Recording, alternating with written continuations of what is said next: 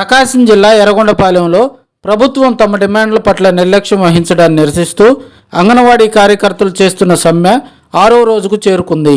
అంగన్వాడీలు మోకాళ్లపై నిలబడి నిరసన తెలుపుతూ తమ డిమాండ్లు నెరవేర్చాలని నినాదాలు చేశారు. టీడీపీ ఇన్ఛార్జ్ గూడూరు ఎరిక్షన్ బాబు నాయకులతో కలిసి వచ్చి అంగన్వాడీలకు మద్దతు తెలిపి ప్రభుత్వం వెంటనే అంగన్వాడీల న్యాయపరమైన డిమాండ్లను అంగీకరించి అమలు చేయాలని ప్రభుత్వంపై మండిపడ్డారు.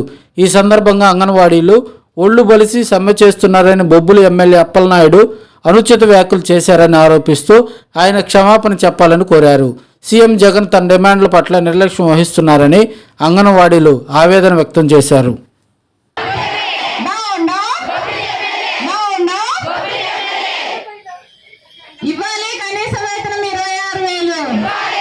ప్రమోషన్లకు 50 సంవత్సరాలు, గ్రాట్యుటీ సుప్రీంకోర్టు తీర్పు ప్రకారం ఇవ్వాలి. సరఫరా చేయాలి ప్రభుత్వమే వంట గ్యాస్ను, సరఫరా చేయాలి ప్రభుత్వమే వంట గ్యాస్ను.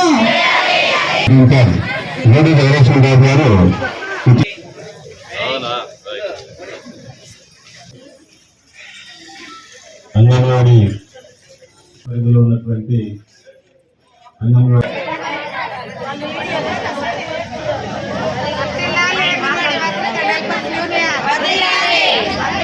ఇవ్వాలి కనీస వేతనం 26,000, ఇవ్వాలి కనీస వేతనం 26,000, ఇవ్వాలి కనీస వేతనం 26,000. నా పేరు సుబ్బరత్నం. నేను అంగన్వాడీ కార్యకర్తగా పనిచేస్తున్నాను.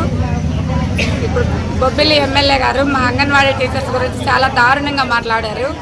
ఒళ్ళు బలిసి చేస్తున్నామంట మేము సమ్మె. మేము ఆడపిల్లలుగా రోడ్డుకి ఇప్పుడు 6 రోజుల నుంచి మేము ఇక్కడ ధర్నా చేస్తున్నాము. మరి ఆయన ఎందుకు ఆ మాట అన్నారో మాకైతే అర్థం అవ్వట్లేదు.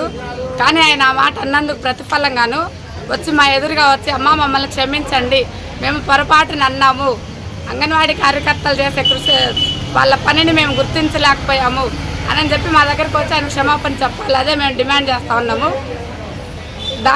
అది కాకుండా మేము ఇంకా చాలా 11 రకాల డిమాండ్లతో మేము ఇక్కడికి వచ్చున్నాము. వాటికి 6 రోజుల నుంచి మేము ఇక్కడ సమ్మె చేస్తున్నాము. ఇప్పటికీ ప్రస్తుతం ఉన్న నాయకులు ఎవరు మమ్మల్ని పట్టించుకోవటం లేదు. జగన్మోహన్ రెడ్డి గారు కూడా మా గురించి అసలు ఆలోచించిన దాఖలాలే కనపడట్లేదు. కాబట్టి ఆయన ఇప్పటికైనా కళ్ళు తెరిచి మా గురించి